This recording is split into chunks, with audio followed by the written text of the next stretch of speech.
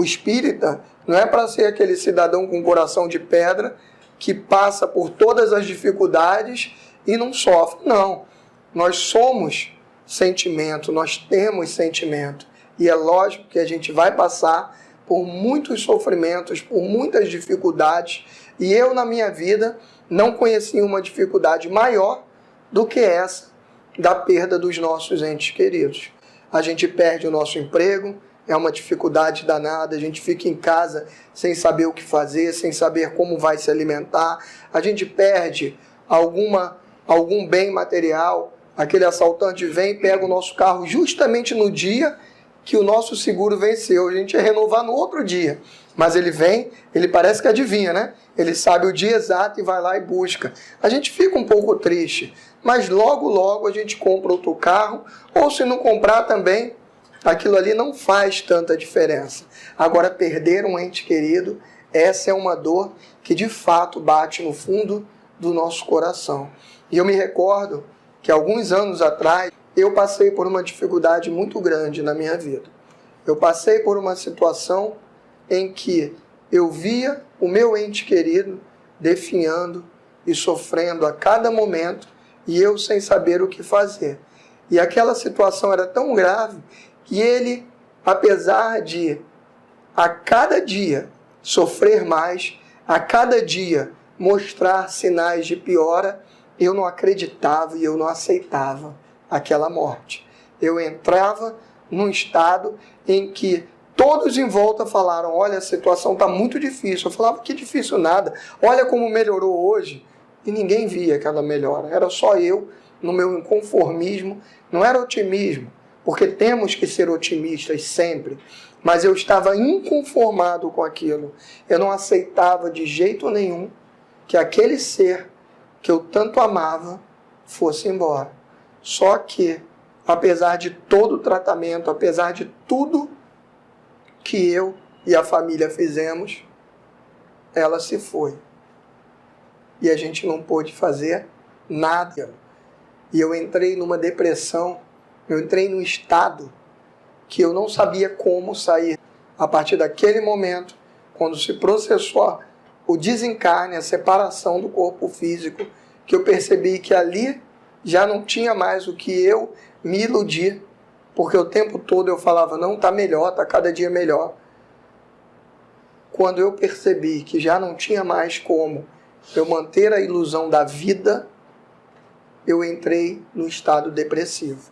E eu não ia mais para o meu trabalho, e eu não sei nem como eu não sofri uma demissão ou uma sanção qualquer, porque eu não ia mais, eu não conseguia mais sair de casa, fiquei em casa em torno de uma semana, chorando, triste, sem sair da minha cama, sem me alimentar direito, e eu não tinha nada que me fizesse sair daquela situação. Eu, espírita, há mais de 20 anos, daqueles que vão ao centro espírita uma vez na vida, outra na morte, nunca tinha pegado um livro para ler, nunca tinha me interessado em praticar nenhuma obra social dentro do centro espírita. O irmãozinho presidente, que não era o nosso irmão aqui, mas tinha a irmã lá presidente, chegava lá na frente e falava das diversas obras que o centro estava precisando, e eu olhava aquilo, ouvia, entrava por um ouvido, saía pelo outro. Eu era aquele espírita para dizer que era. Assim como existem católicos que são católicos, mas qual a última vez que você foi? Eu nem me lembro. Então, há também esse espírita que a gente simplesmente vai de vez em quando, mas o espiritismo ainda não entrou de verdade dentro do nosso coração.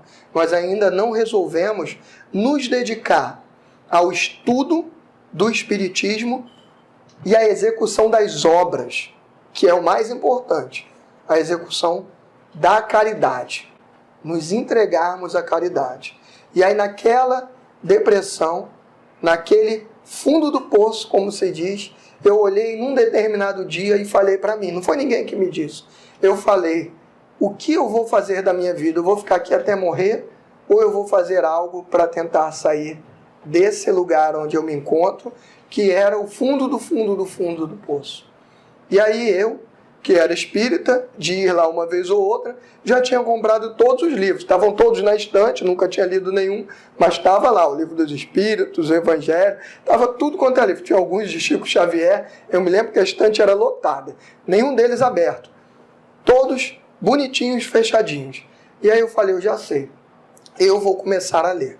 E eu comecei a ler o Livro dos Espíritos. Apesar de eu já ter começado a ler uma ou outra vez e fechado ele, guardado lá bonitinho, eu nunca tinha conseguido pegar o Livro dos Espíritos e ler do início ao fim.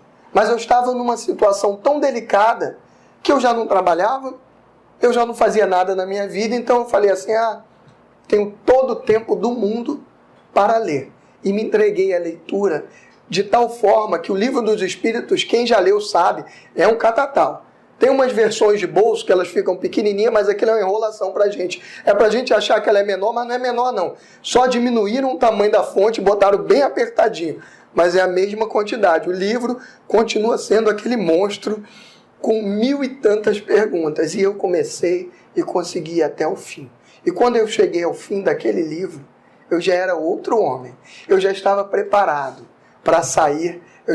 Isso não demorou nem 3 dias. Eu já estava preparado para sair, eu já estava preparado para encarar a minha vida, e assim eu continuei. Aí logo peguei o Evangelho segundo o Espiritismo, peguei o Livro dos Médiuns e nunca mais parei. E eu não me recordo, desde essa época, qual foi o momento da minha vida em que eu passei por um sofrimento que tenha conseguido me deprimir. Então a nossa palestra de hoje, o nosso tema de hoje, não é para desmerecer a nossa dor, mas é para dizer para cada um de nós que hoje o Espiritismo nos dá ferramentas para nós sairmos do estado de depressão, se nós quisermos. Hoje o Espiritismo nos dá ferramentas para nós não sofrermos tanto quanto nós sofríamos antes de conhecermos essa doutrina maravilhosa. Então, na pergunta número 347 do Livro dos Espíritos, Kardec pergunta: que utilidade encontrará um espírito na sua encarnação em um corpo que morre poucos dias depois de nascido? Os espíritos respondem: a importância da morte é quase nenhuma. Para aqueles espíritos que nasceram e logo morreram, para eles a importância é quase nenhuma. Conforme já dissemos, o que há nesses casos de morte prematura é uma prova para os pais. Então, muitas das vezes a gente se desespera e pensa, nossa, o meu filhinho morreu tão jovem, ou nasceu e logo morreu, ainda bebê, ou criancinha, e a gente acha que aquilo ali foi o fim do mundo para o espírito, aquela prova é para nós pais, porque aquele ser nem teve a oportunidade de desenvolver a sua consciência ao ponto do seu espírito, porque nós, quando viemos encarnar, nós já temos a nossa consciência feita, mas à medida que o nosso corpo vai crescendo, que a nossa mente vai crescendo, ela vai se preparando para fornecer ao espírito um instrumento que lhe dê uma consciência mais ampliada. E aquele espírito que morre em tenra idade, ele ainda não teve essa fase do despertar da consciência. Então, para ele, o sofrimento é muito pouco. Ele nem sabe ainda se ele estava vivo ou morto, ele nem entende ainda o que é a vida. Mas a prova maior é para os pais. Então, por isso que essa doutrina maravilhosa nos ajuda tanto. Porque quando ela fala para nós que a prova maior é para os pais, ela fala, olha, fiquem tranquilos, porque o sofrimento não é para ele. O sofrimento é para nós que ficamos. E se nós que ficamos, a gente vai ver isso mais à frente, ficarmos nos lamentando e chorando e naquela melancolia, aí sim nós atrapalhamos aquele espíritozinho que foi o nosso filho. Porque ele volta para o plano espiritual e ele acompanha o que acontece conosco.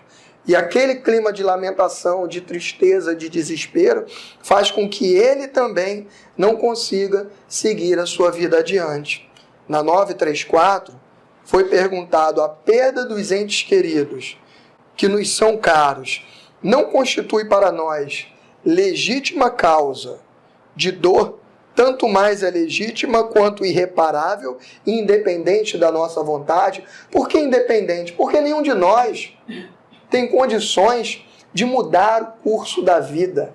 A gente pode até tentar, a gente pode até atuar quando há a permissão de Deus, quando há uma condição de nós, através de nossas obras, alterarmos o futuro nosso e da nossa família.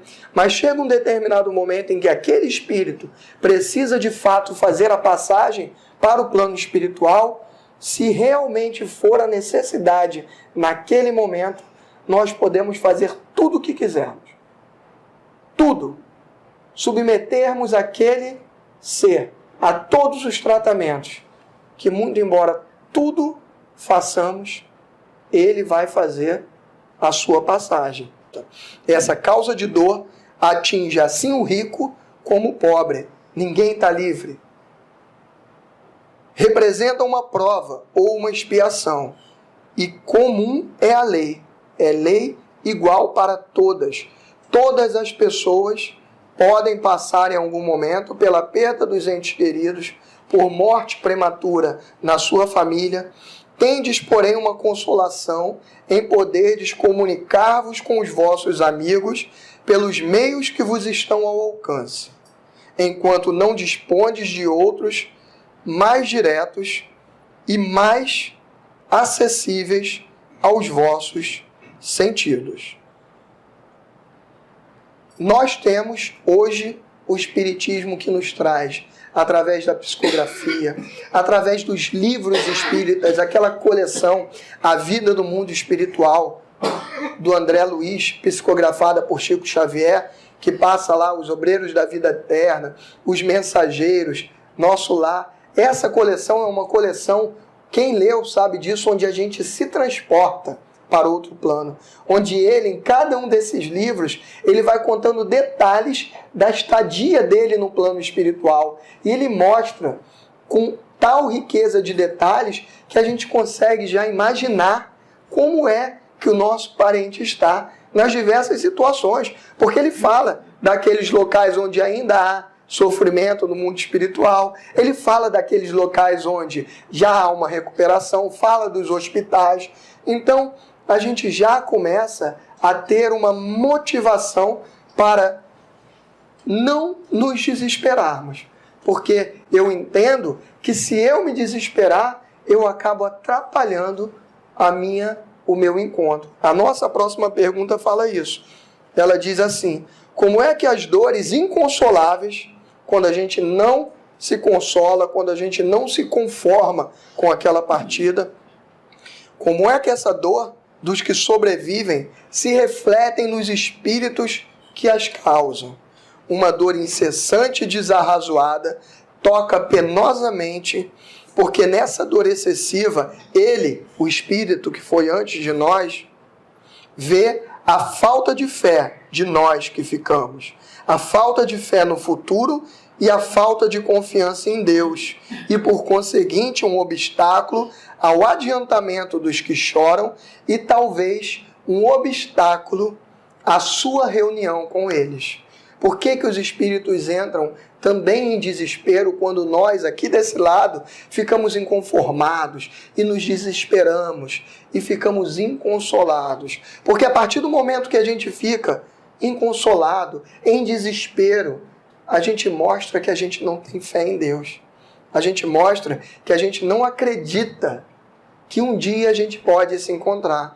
E de fato, quando a gente entra nesse desespero, nesse sentimento de, às vezes, até revolta contra Deus, de não aceitação. Quantos de nós não falam, eu não aceito que fulano morreu? Ora, isso é um desígnio de Deus. Quem somos nós para discordar e para dizer para Deus, olha Deus, devolve porque eu não aceito? Quem sou eu para não aceitar que o meu ente querido tenha ido antes de mim? Isso faz parte da justiça divina, dos planos de Deus, e não cabe a mim questionar os planos de Deus. A única coisa que eu posso fazer é aceitar e entender que se Deus procedeu daquela forma, é porque tem um motivo, é porque aquilo ali é o melhor naquele momento. tanto para aquele espírito que já não precisa mais ficar aqui, que já não precisa mais sofrer tanto quanto a gente ainda continua sofrendo nesse mundo de provas e expiações, quanto para nós que, à medida que a gente entendeu aqui, foi a pergunta anterior, que essa perda dos entes queridos significa para nós uma prova e uma expiação, nós devemos aproveitar essa perda para poder passarmos por essa nossa prova, para poder mostrarmos a Deus, olha Deus, eu realmente tenho fé e eu sei que eu estou sofrendo, a gente não vai deixar, não vai passar em branco, a gente não vai conseguir passar sem dor nenhuma, isso é impossível, só se a gente não tivesse coração, mas a gente vai mostrar para Deus que apesar da nossa dor, a gente se conforma e a gente vai se esforçar para levar a nossa vida da melhor forma possível e da forma mais feliz possível. Porque todos que acreditam em Deus e que acreditam que o nosso ente querido já foi para outro plano, está se preparando para viver essa nossa vida, todos que têm fé nisso, sabem o quanto é importante para eles que nos veem do outro plano, apesar de nós, na maioria das vezes, não conseguirmos vê-los, eles nos veem e nós entendemos que para eles ficarem tranquilos e seguirem o seu caminho, é necessário que nós façamos a nossa parte e mostremos felicidade, resignação, porque somente com felicidade e resignação nós vamos conseguir chegar até eles. Alguns, por exemplo, acabam adotando as falsas soluções. Ah, eu quero encontrar o meu parente, então eu me suicido. É muito triste esse caminho, porque via de regra a gente aprende o quê? Que aquele espírito que se suicida, ele vai conseguir ir lá para o plano espiritual, para o mesmo lugar que está o seu parente? Não.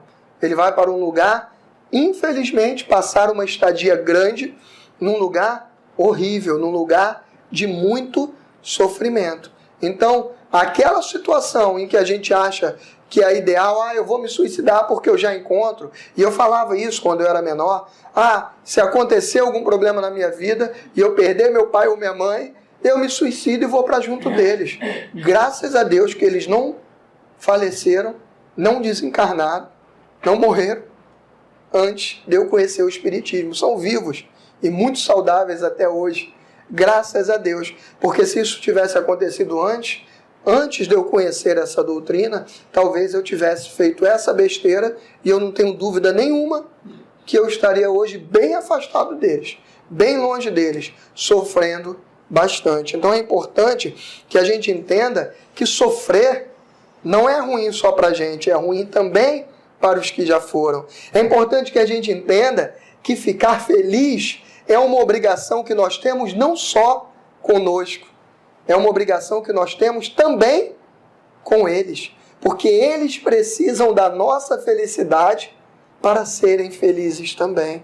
E eu começo aqui agora a fazer com que cada um de nós tente fazer uma viagem mental, tentem se imaginar na seguinte situação. É difícil porque a maioria, se não todos nós aqui, somos pessoas de bem que não nos imaginamos dentro de uma cadeia, atrás das grades.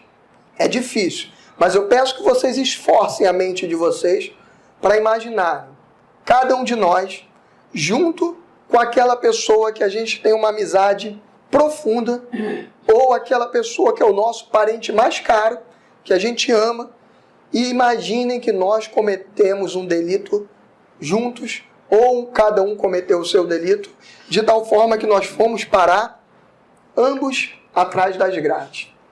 E a gente ficou lá, como se diz, mofando. Até que chega um determinado dia, e aí chegam para aquele ser que a gente ama, ou para o nosso amigo, ou para o nosso parente, que está preso junto com a gente atrás das grades. Tentem se imaginar nessa situação. É difícil a gente imaginar atrás das grades, mas vamos nos imaginar presos, passando por todas as privações, sem ter comida direito, sem ter a liberdade. Nós dois, nós e mais o nosso ser que a gente ama. Até que num determinado momento chega alguém, chega o carcereiro, abre a porta e fala, tudo bem? chegou a hora de você ser libertado. Acabou a sua pena. Fala isso para aquele ser que a gente ama, ou para aquele nosso melhor amigo. A gente vai ficar triste dele ir embora? A gente vai falar assim, não, fica aqui dentro da cadeia comigo, porque eu quero você ao meu lado. Se a gente fizer, mesmo quem tenha feito essa viagem mental, se imaginado atrás das grades, e tenha pensado agora, eu ia querer sim, perto de mim, dentro da cadeia. Mesmo quem imaginou que queria dentro da cadeia aquele ser que ama, está pensando assim, eu queria, mas porque eu sou egoísta. É ou não é? Não é um egoísmo da nossa parte querer manter aquele nosso ente querido atrás das grades, dentro da cadeia, só porque a gente ainda tem que cumprir alguns anos? Exatamente assim é a vida espiritual. Não podemos nos revoltar, porque a vida material é como se fosse uma cadeia, é a prisão do espírito. Não podemos nos revoltar quando chega um determinado momento em que o nosso ser querido recebeu a sua carta de alforria. Outro exemplo que eu trouxe para vocês, da viagem.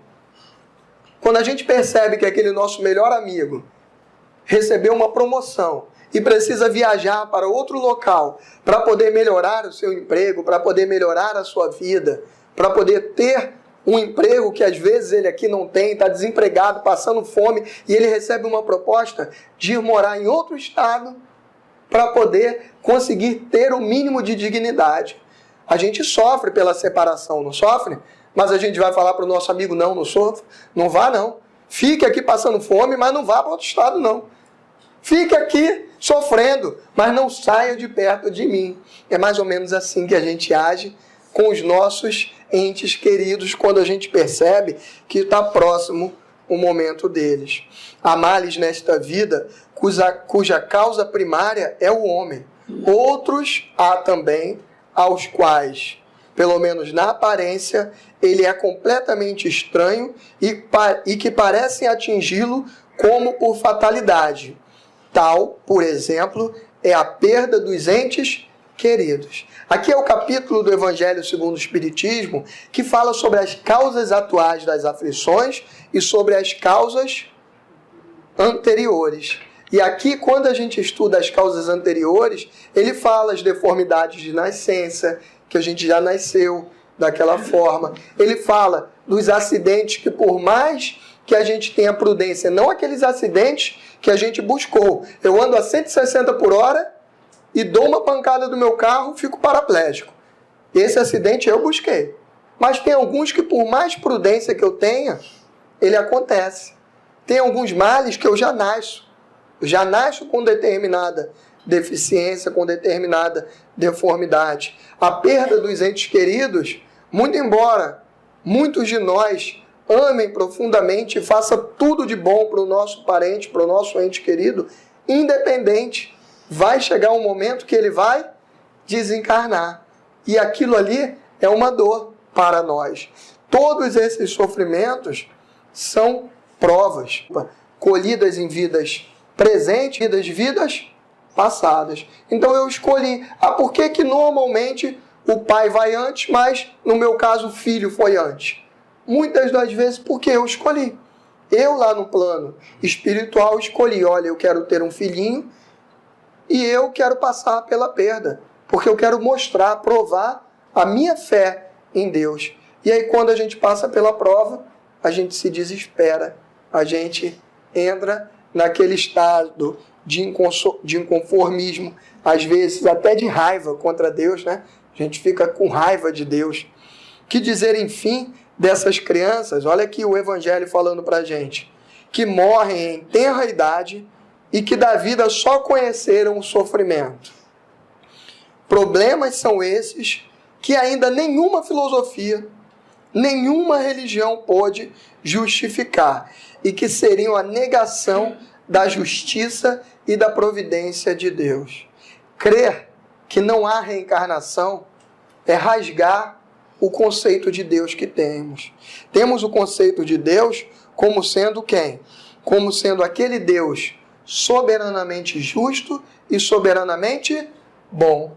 Causa primária, quando se pergunta lá na pergunta número 1 do Livro dos Espíritos. Causa primária de todas as coisas, inteligência suprema, soberanamente justo e bom.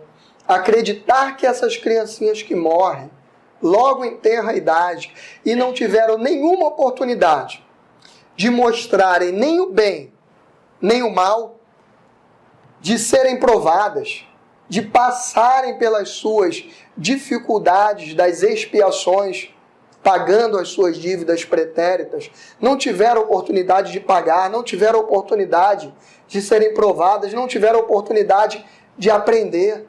Acreditar que não há reencarnação é falar assim, então há um Deus injusto. Porque como Deus permite que essas criancinhas saiam da vida sem nunca terem tido a oportunidade de evoluir? Porque elas nem puderam. Nós hoje, na nossa idade, podemos escolher o caminho do bem ou do mal. Elas sequer tiveram essa oportunidade. Então nós precisamos entender que aquele nosso ser querido que foi ainda pequenininho, não se preocupem, daqui a pouco ele volta. Se bobear até como um neto nosso, ou até como outro filho. As possibilidades são imensas. A gente aprende lá nos livros de Chico Xavier que o tempo médio para nós reencarnarmos é de 30 anos, mais ou menos. Mais ou menos. Só que isso é uma média. Pode reencarnar em 200 anos? Pode. Esperar 200? Pode. Pode conseguir voltar à vida em 3 anos? Pode. Não há nenhuma proibição, pelo menos em nenhum livro que eu tenha lido. O irmão já leu? Não há nenhuma proibição. Então nada impede que aquele nosso filhinho volte como nosso filhinho de novo. Ou volte como neto. Ou volte em uma outra relação de amizade ou de parentesco. É a doutrina da reencarnação consolando, falando para nós, não há o que temer, não há o que se desesperar, porque Deus faz tudo certo e não permite que dois seres que se amem fiquem separados. Se a separação ocorreu agora, ela é momentânea. Em breve estaremos juntos, seja no plano espiritual, seja até também no plano material. Em breve vamos nos ver, se nós fizermos a nossa parte. Se nós não nos desesperarmos, se nós não nos revoltarmos contra Deus. Porque se a gente, diante dessa perda, se a gente se desespera, se revolta, entra em estado depressivo, se suicida ou vive uma vida de extremo sofrimento, a gente consegue ir para o mesmo lugar? Não. Com certeza absoluta, se eu desenvolvo todos esses sentimentos negativos, eu vou para algum lugar de tratamento espiritual, ou eu vou para o umbral, passar um tempinho lá, sofrendo. Quem já viu o nosso lar aqui? Levanta a mão, por favor. A maioria, sofrendo lá naquele lamaçal horrível. Aquilo tudo é criação mental da gente. Mas ou criação mental horrível, né? Ou coisa triste. Vamos tentar não passar por lá, não. Vamos acabar passando, mas que seja breve. Que a gente passe um pouquinho e logo saia de lá. Então, por aqueles que foram antes de nós, é importantíssimo que nós conservemos a nossa paz, que a gente se entregue cada vez mais ao trabalho do bem e que, de preferência, a gente não espere passar pela próxima perda de ente querido para nos entregarmos a fundo a essa doutrina maravilhosa que tanto nos consola e que tanto nos ajuda. Eu falava com o nosso irmãozinho presidente, nosso irmão Luiz, antes de nós iniciarmos o trabalho hoje, sobre o quão grande é o número de voluntários dentro das casas espíritas. A gente está passando por uma dificuldade enorme. Lá no abrigo onde morava o meu filhinho, é a casa Dona Meca. Posso anunciar aqui? É a casa Dona Meca. É uma casa que cuida de um monte de criancinha e está numa dificuldade enorme para se manter, porque com essa crise eles tinham patrocínio da Petrobras, que ajudava, a FIA, um monte de órgão lá. E com essa crise, eles simplesmente perderam mais da metade das receitas deles. E eles estavam em desespero total. A gente está tentando fazer uma campanha, todos nós que frequentamos a casa lá, estamos tentando fazer uma campanha. E eu me surpreendi positivamente quando No Centro Espírita, com certeza eles vão assistir, vai o meu muito obrigado para o Centro Espírita Obreiros de Jesus. E quando eu recebi uma ligação do nosso irmão e falou, não tem nem 20 pessoas na casa. E eu recebi uma ligação, ele falou, olha, passa aqui que a gente tem os alimentos que a gente arrecadou com o nosso pessoal para você levar para o abrigo. Era tanto alimento que não coube no meu carro. De tanta coisa. Tanta coisa. Eu não consigo precisar quantos quilos tinha lá. E era dentro de uma comunidade. As pessoas não têm o poder aquisitivo tão alto. São pessoas que passam algumas privações. Então, esse é o verdadeiro caminho para a gente não sofrer. Porque todas as vezes que a gente se entrega a um trabalho de verdade, da caridade, de abnegação, de entrega ao Espiritismo e as tarefas que o Espiritismo vem colocando o tempo todo na nossa frente, a visita aos lares da terceira idade, a visita aos hospitais dos nossos irmãos jansenianos, tantas oportunidades que a gente tem de se entregar à caridade.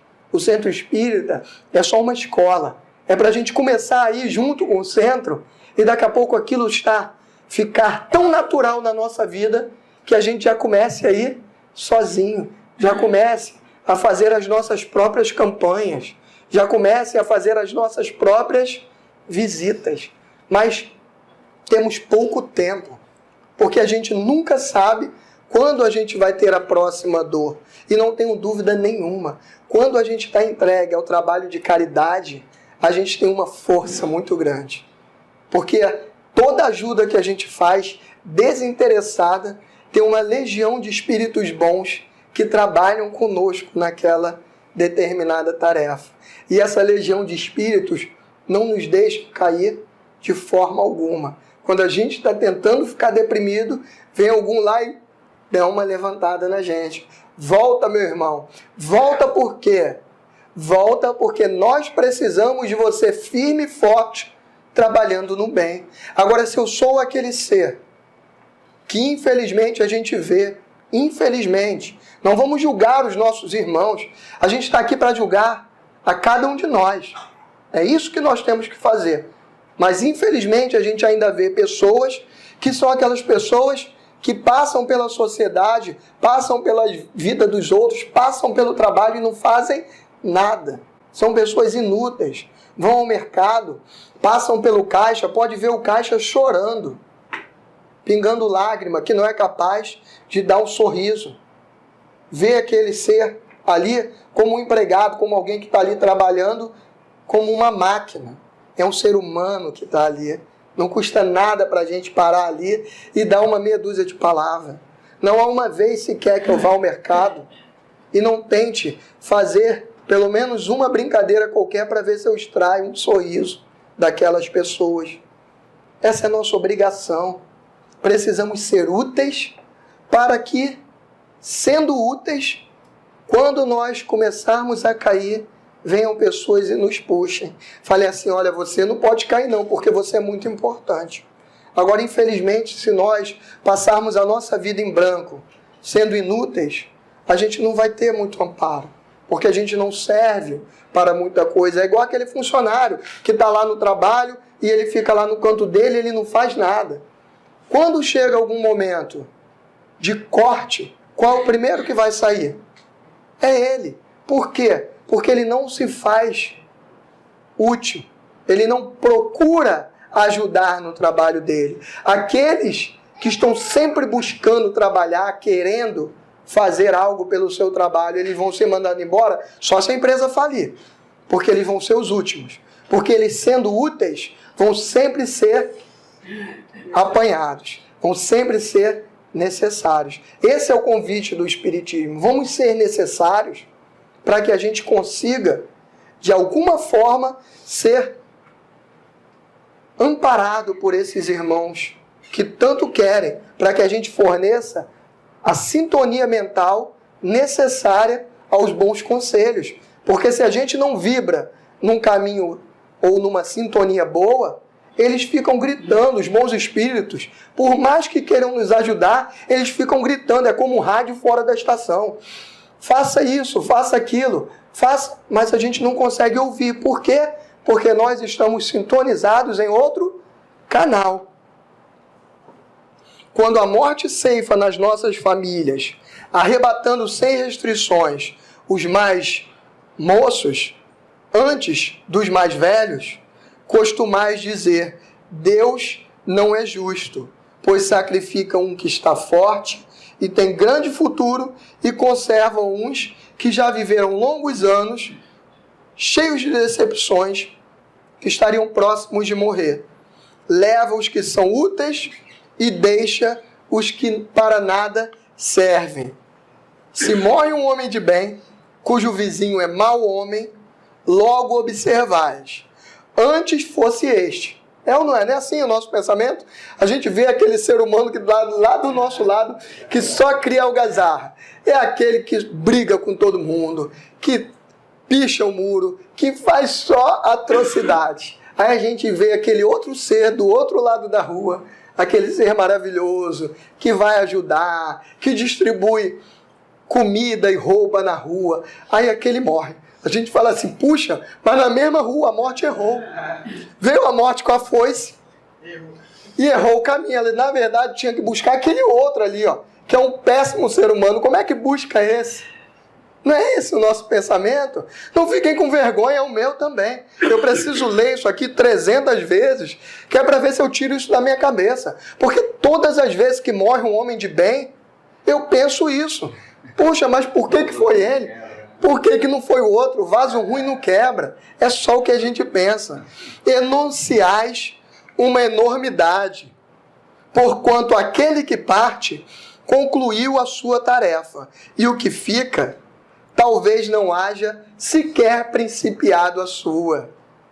Ora, aquele que já é um bom homem, que a gente olha e fala assim, nossa, que caráter exemplar, não podia ter morrido, podia sim, porque ele está na prisão. Ele já não tem mais necessidade de estar nessa prisão.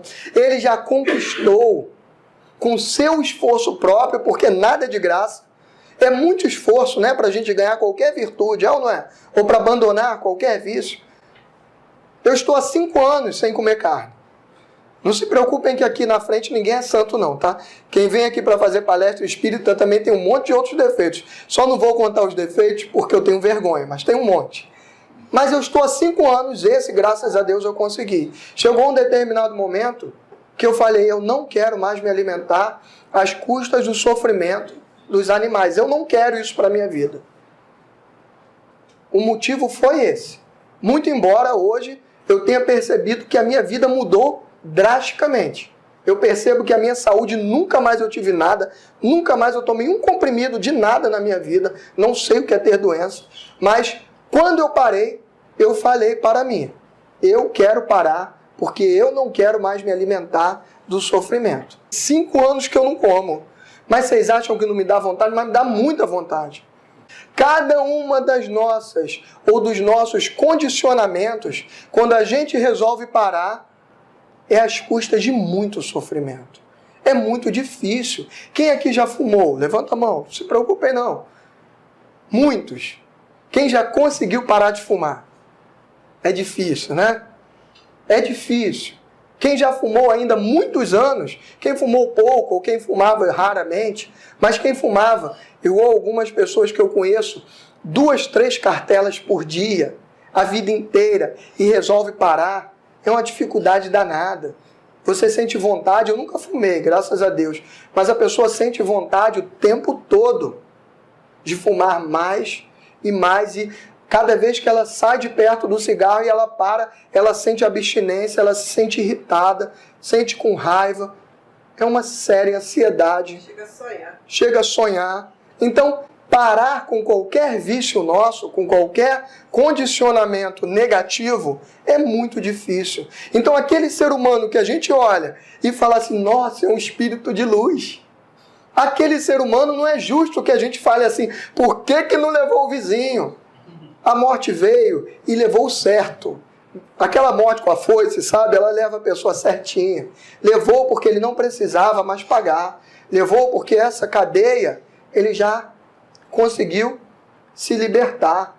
A gente não pode ser egoísta ao ponto de querer libertar aqueles que ainda estão pagando a sua pena. E aqueles que já terminaram, a gente fala, não, esse aí terminou, mas é uma pessoa tão boa. Imagina um carcereiro. Tem aquele ser humano de luz que já se regenerou do seu crime e está lá preso. Aí chega o dia dele sair, o carcereiro fala assim, puxa, mas você é uma pessoa tão boa, você acalma as rebeliões, você impede que os presos queimem colchão, você é uma pessoa que não pode sair daqui não. Já imaginaram? O que ele vai falar? Que isso, meu amigo? Já deu, está na minha hora, já cumpri a minha pena. Então, não podemos cair nessa armadilha de ficar revoltados com Deus, achando que foi escolhido um homem errado porque faz o ruim não quebra, só vai a pessoa boa. Que bom! As pessoas boas, quando ficam aqui, ficam em missão. Está lá o Divaldo Franco, ó. A morte já veio para apanhá-lo diversas vezes, ele mesmo conta nas palestras. Só que ele ainda precisava fazer um trabalho e ele pediu, falou, olha, eu quero ficar aqui. Sei que é difícil, é um monte de dor, é um monte de sofrimento, mas eu quero continuar trabalhando. São espíritos abnegados que resolveram abrir mão da sua liberdade espiritual para continuar aqui. Assim como tantos outros que já estão livres do planeta Terra e a gente tem notícia, cenas da próxima palestra. Não vou falar agora. Vou falar todos os nomes. Mas hoje eu não vou falar. Que a gente já tem notícia que eles já poderiam ter ido para outro orbe e não vão. Porque falam, não, eu quero ficar aqui. Continuar ajudando as pessoas nesse mundo de provas e expiações até que ele se regenere. Quando se regenerar eu vou. Mas enquanto houver dor e sofrimento, eu vou ficar por aqui. O Espiritismo nos dá a fé inabalável no futuro. E a dúvida pungente não mais lhe apossa a alma. A perspectiva da felicidade que o espera lhe dá a paciência, a resignação e a coragem de ir até o fim do seu caminho. O que isso significa? É lógico que essa doutrina nos ajuda, porque a certeza que a gente tem, não porque a gente simplesmente crê num dogma, mas porque todas as evidências, a doutrina espírita é científica. Ela explica e demonstra cada uma das suas convicções. Ela explica o porquê que a gente tem que acreditar em reencarnação. Ela dá os motivos. Cenas da palestra de reencarnação. Ela dá os motivos pelos quais a reencarnação existe. Ela dá os motivos, ela fala da lei de causa e efeito, que é uma lei que a gente conhece até aqui na Terra. É uma lei que não tem como a gente ignorar. Tudo aquilo que a gente planta, a gente colhe. Se eu plantei tomate, eu vou colher tomate. Não adianta eu plantar tomate e querer colher abacaxi. Se eu plantei tomate, vai nascer tomate. Então o Espiritismo, nos falando sobre a reencarnação, nos falando e nos exemplificando e nos demonstrando sobre as possibilidades de encontro com os nossos familiares no outro plano. A partir do momento que ele nos dá essa certeza do reencontro, ele nos dá essa fé inabalável e nos dá a paciência e a resignação para que nós consigamos esperar. A pluralidade das existências explica todas as aparentes anomalias da vida humana. As diferenças de posição social, por que a gente já nasce numa família boa e numa outra, às vezes, que não tem nem comida para nos dar.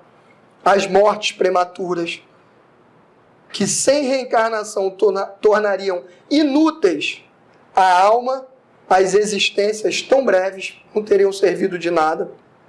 A desigualdade das aptidões intelectuais e morais, com a certeza do futuro, com a certeza de encontrar de novo aqueles a quem amou e com o temor de tornar a ver aqueles a quem ofendeu, todas as suas ideias mudam. Então a nossa certeza de encontrarmos os nossos entes queridos, a nossa certeza de termos a obrigação de levarmos uma vida reta e feliz para conseguirmos chegar aonde eles estão, nos dão uma paciência, uma resignação e uma felicidade que a gente não consegue fora da nossa religião. Então, para todos os seres evoluídos que já conseguem amar, se resignar e ter fé inabalável em Deus, esses podem ficar sem religião. Para todos nós que ainda temos as nossas dificuldades, que ainda caminhamos, ainda tropeçando nos passos, para todos nós cabe um mergulho profundo na nossa religião. Não só em termos de estudo, que é o que eu peço a cada um de vocês que façam hoje. Vamos começar hoje, não vamos deixar para amanhã. Ou vamos marcar uma data. Tal data eu vou começar tal livro espírita. Vamos começar porque a gente não sabe qual dia que a gente vai levar a próxima pancada na nossa vida. E é importantíssimo que a gente já comece a se preparar, estudando e praticando. Esse é o nosso recado de hoje. Fique todos em paz e com Deus. Meus irmãos, agradecemos a presença do nosso irmão Américo. E ainda dizer que você não volta aqui outra vez, porque você já está escalado mesmo, né? Não adianta falar. Tá, não é isso, mas já tem mais. Bom, vamos pedir a nossa irmã Fabienne para poder fazer a nossa festa de agradecimento.